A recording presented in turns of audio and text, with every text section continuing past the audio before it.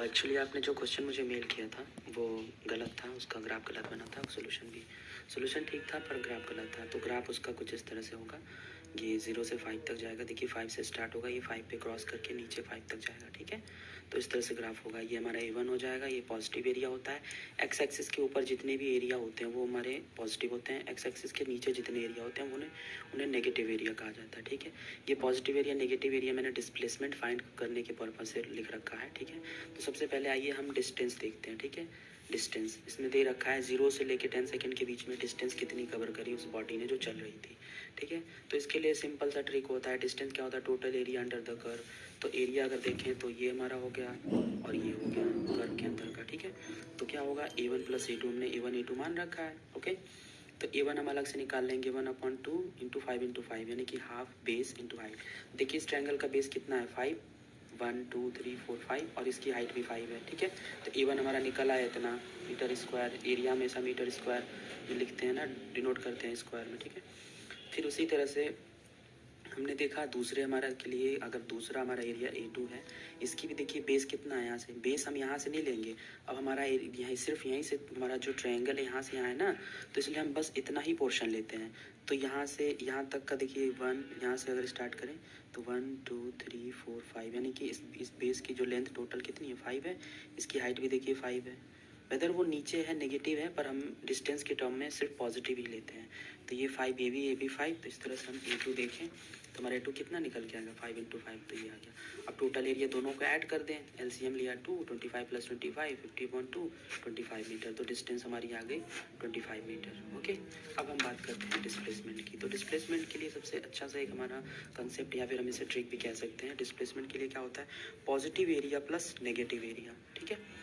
Positive area क्या होता है, एबव द एक्स एक्सिस। अभी मैंने बताया कि एक्स एक्सिस हमारा ये होता है, ये वाई होता है।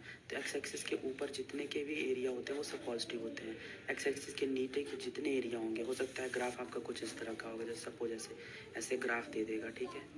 सपोज ऐसे, तो ये वाला एरिया पॉजिटिव है, ये वाला एरिया पॉजिटिव, ये वाला एरिया नेगेटिव, ये वाला एरिया नेगेटिव। सपोज उसने जाके यहाँ पॉज कर दिया तो ये वाला एरिया क्या हो जाएगा, पॉजिटिव हो जाएगा। अच्छा मान लो उसने ऐसे पॉज कर दिया तो ये वाला एरिया नेगेटिव। हमने देखा कि इसके ऊपर के सभी पॉजिटिव एरिया होंगे, इसके नीचे के जितने होंगे सब नेगेटिव एरिया होंगे। तो ये चीज़ समझ में आ गई होगी, ठीक है। तो आइए हम देखते हैं, सॉल्व करते हैं डिस्प्लेसमेंट के लिए। डिस्प्लेसमेंट के लिए A1 हमें निकालना है। तो A1 जैसा कि हमने पहले भी निकाल रखा था, फिर निकालेंगे हाफ बेस इंटू हाइट। तो हाफ बेस हमारे इस ट्रायंगल कितना है, 5 है, हाइट भी 5 है, तो हमने रखा, ठीक है। इसको सॉल्व किया तो पॉजिटिव एरिया, हम इसे पॉजिटिव एरिया क्यों कह रहे हैं, क्योंकि देखिए ध्यान से ये एक्स एक्सिस के ऊपर है, ध्यान से देखो आप, ऊपर है। तो ये क्या हो गया, हमारा पॉजिटिव एरिया हो गया, ठीक है। अब हमने A1 निकाल रखा है, पॉजिटिव एरिया मीटर स्क्वायर, चाहो तो आप यहाँ यूनिट लिख दो, कोई दिक्कत नहीं है, ठीक है। अब हमारा A2 की बात करते हैं। A2 हमने देखा कि A2 के लिए half into base into height. तो बेस हमारा कितना, 5 का है। देखिए हमने हाइट यहाँ पे साइन के साथ ले लिया, ठीक है। या तो आप साइन के साथ ले लो या फिर बाद में माइनस लगाना पड़ता है नेगेटिव एरिया में, तो आप साइन के साथ रख लो। तो देखो यहाँ पे अगर डिस्प्लेसमेंट के पर्पज जब हम निकालेंगे, जब भी डिस्प्लेसमेंट के टर्म में, तो 1 2 3 4 5 यानी कि -5। तो मैंने यहाँ -5 लिख रखा है, ठीक है। तो -25/2, ये सिर्फ नेगेटिव साइन डिनोट कर रहा है कि हमारा एरिया कैसा है, नेगेटिव है, ठीक है। आप चाहो तो इसे न भी लगाओ, लेकिन सोल्यूशन के टाइम पे आपको यहाँ माइनस लगाना पड़ता है, ठीक है। तो लगा लो, कोई दिक्कत नहीं है, बोर्ड में भी आप कर दो, कोई गलत नहीं होगा। फिर डिस्प्लेसमेंट निकालते टाइम मैंने देखा क्या लिखा था हमने, positive area plus negative area. तो पॉजिटिव एरिया हमारा क्या है, 25/2 प्लस नेगेटिव एरिया हमारा कितना है, -25/2। इसको हमने ब्रैकेट में किया है, माइनस इंटू प्लस क्या हो जाता है, माइनस, ठीक है। ये आपको पता है, माइनस इंटू प्लस माइनस होता है।